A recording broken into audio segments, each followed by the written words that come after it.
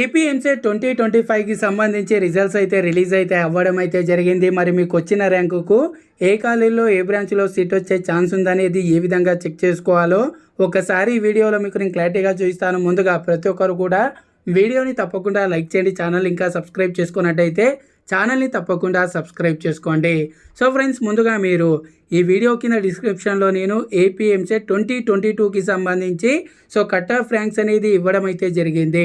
2022లో చూసుకున్నట్టయితే మనకి ఇప్పుడు ఏ విధంగా అయితే ఎంతమంది పార్టిసిపేట్ చేశారో అదేవిధంగా కొంత మనకు దగ్గరలో అయితే మనకు కట్ ఆఫ్ ర్యాంక్స్ అనేది ఉండడం అయితే జరుగుతుంది. అందుకే నేను ఇక్కడ 2022కి సంబంధించి ముందుగా మీకు చూపించడం అయితే జరుగుతుంది. ఆ తర్వాత నెక్స్ట్ వీడియోస్లో నేను 2023 అదేవిధంగా 2024కి సంబంధించి కూడా ఇదే విధంగా ఎంత కట్ ఆఫ్ ర్యాంక్స్ అంటే ఆ కాలేజీలో ఏ ర్యాంక్ వాళ్ళకు సీట్ వచ్చాయనేది కూడా వీడియోస్ అయితే చేయడం జరుగుతుంది. ముందుగా మీరు 2022 నుండి 23, 24 ఈ 3 ఏవైతే కట్ ఆఫ్ ర్యాంక్స్ ఉంటాయో ఒకసారి వెరిఫై చేసుకోండి.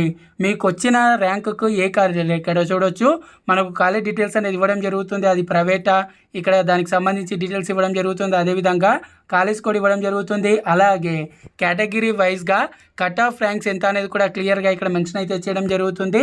ఒకసారి 2022 అదేవిధంగా 23, 24 డేటా అనేది మీకు 2-3 డేస్లో నేను ఇవ్వడం అయితే జరుగుతుంది.